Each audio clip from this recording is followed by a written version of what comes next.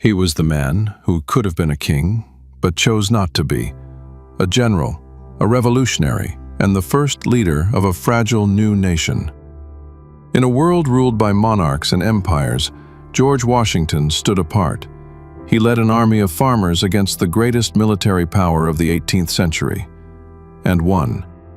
But perhaps his greatest act was not on the battlefield. It was when he gave up power. This is the story of a man who defined the American presidency by walking away from it.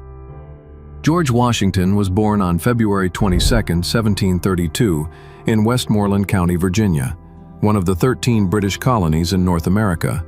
His father, Augustine Washington, was a landowner who managed several farms.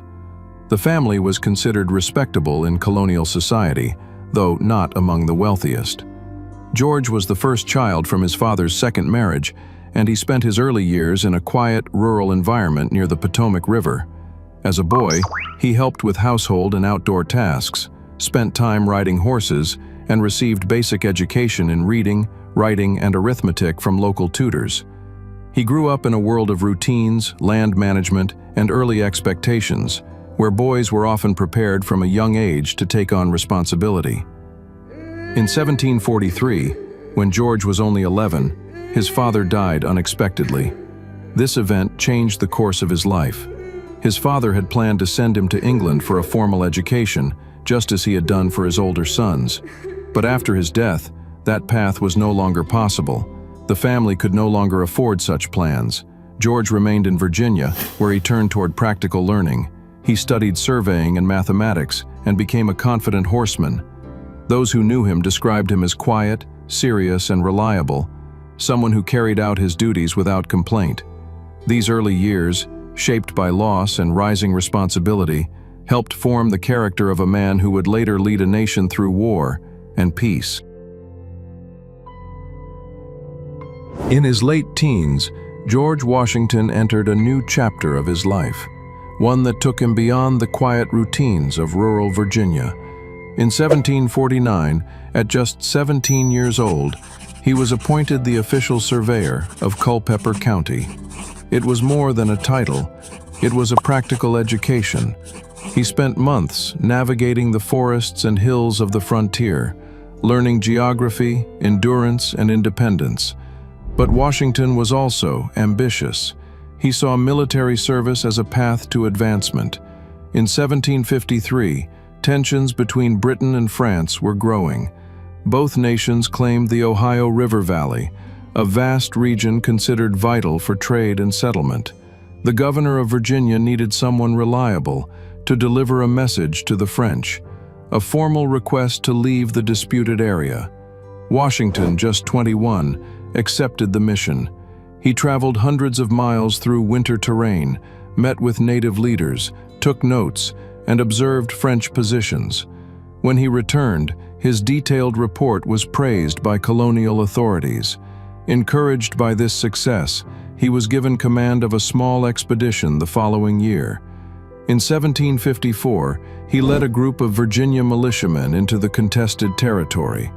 There he encountered a French detachment, and a brief military engagement followed. Today, it's known as the Battle of Jumonville Glen. Though short, the event triggered a broader conflict. That became the French and Indian War. Soon afterward, Washington and his men built a temporary fort, Fort Necessity, but they were quickly surrounded by French forces. Outnumbered and poorly supplied, Washington agreed to surrender. Though disappointed, he returned to Virginia with greater experience and perspective. These early campaigns exposed him to the complexity of frontier warfare and taught him the value of preparation, caution, and leadership under pressure. By the early 1770s, the American colonies were changing. Tensions with Britain had been building for years over taxes, trade, and governance.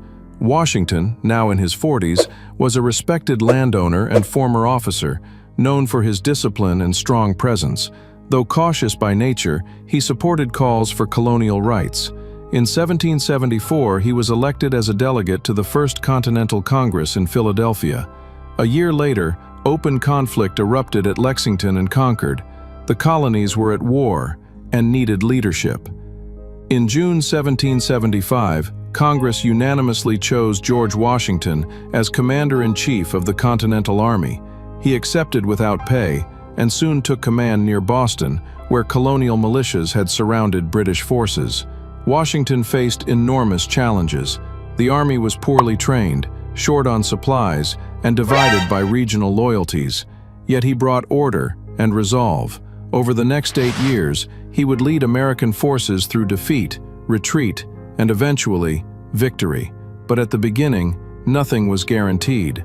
Washington didn't know how, or even if, the war would end. But he believed in the cause, and for the first time, the colonies had a unified military leader. In 1781, the war came to an end with a final victory at Yorktown. Washington had led a fragile army against the world's most powerful empire, and he had won. But what followed surprised everyone.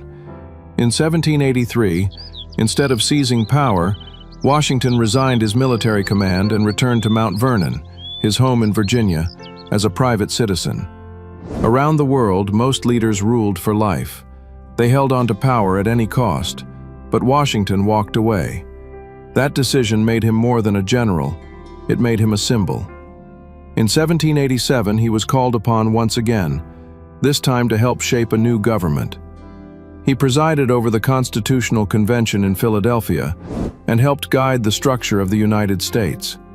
2 years later, in 1789, George Washington was unanimously elected as the first president of the United States. On April 30th, he took the oath of office in New York City. He had no roadmap, no example to follow. He believed that the presidency should serve the people, not control them. George Washington died in December of 1799, just weeks before the start of a new century. He had led a revolution, built a presidency from scratch, and shaped a government that would outlive him by centuries. But his most lasting influence came not from what he built, but from what he walked away from. He had no desire to rule for life.